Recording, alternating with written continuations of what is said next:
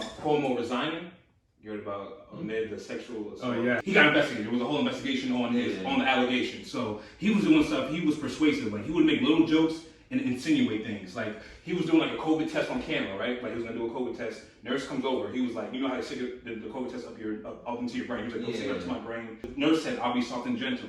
And he said something like, oh, I've heard that before. Stuff like that. Another thing. What does that even mean? Soft and gentle, sexual. It's like sexual. Yeah, I've heard that. Flirt. That's how they took. Okay, another thing. Second part. In there, he was flirty. How was that sexual? He was flirty with one of his assistants. Like, you look like my ex-girlfriend. Something like that. Stuff like that. Yeah. What are your thoughts? Another thing we have to account for. The investigation. It was like they didn't say how they got these facts. Like, was it word of mouth or were there texts showing this? Yeah. Which is a big important. Like, so what are your thoughts on this? Guilty and a victim at the same time. Because here's the thing. I want to hear this. Watch out, y'all. He's in a situation where it's an evolving culture. It's a different time. It's a different place. A lot of stuff that used to be okay and cool, like back in the days, like probably 80s, 90s even, where you could kind of flirt with women and what I mean, things like that was considered okay, and women kind of tolerated it. Some of them might have been okay with it, others might not. Yeah. But now that the culture and the dynamic and the Me Too and all the feminism stuff is out on Front Street, and they're like, no, listen, no more. We're not doing this no more in the workplace, no more. Any little thing we don't like, we saying, we complaining, we speaking on it.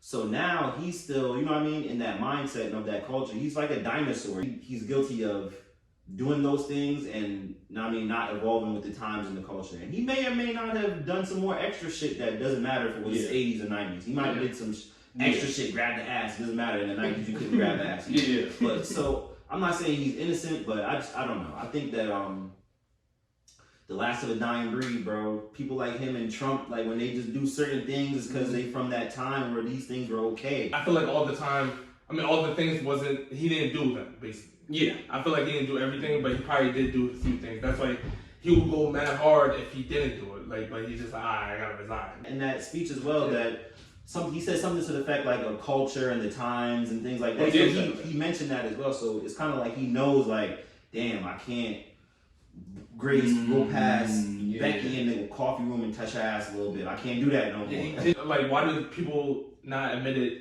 Tell people right when it happens. Yeah. And that's the thing I have. The biggest pet peeve I have with that stuff. People would be afraid. Yeah, but you got to. You're not a woman.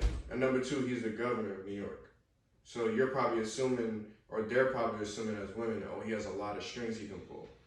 So you can potentially lose your job or whatever. I've heard. By saying something. I just think if you manage to do that much, do it when it happens. But you can't say that. Put yourself in his shoes, but you're you. Something you did 10 years ago. Yeah, that you probably don't even remember. And you're accused of that, and like right now. Let's say they just said he grabbed my ass in the break room 10 years ago. Well, my whole thing is how do we prove that now? Besides word of mouth. And you can get money as a female. You potentially get money off that. If he did do these things, then he's wrong. Then but we don't know.